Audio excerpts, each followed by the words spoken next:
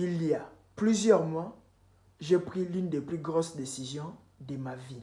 La décision était de miser $50. Peut-être que pour toi, c'est rien, mais pour moi, c'était la plus grosse somme que je n'ai jamais misée sur un projet. Dans ma tête, c'était simple. Soit je gagne gros, soit je perds tout. Et à un moment donné, la peur montait. Celle qui te dit, frérot, si ça ne marche pas, et celle qui te paralyse avant même de commencer. Heureusement pour moi, ces 4 phrases m'ont sauvé. La première phrase, c'est avancer malgré la peur. Je m'étais dit que je devais avancer malgré la peur.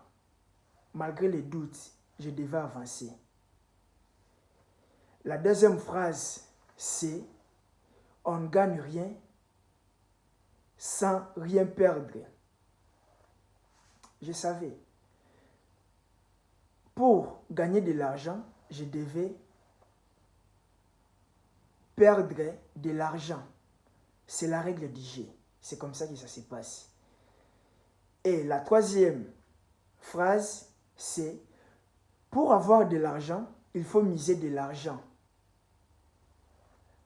C'est vrai que je voulais une source de revenus supplémentaire, mais ce que je devais faire, c'était de miser de l'argent. C'est aussi simple que ça.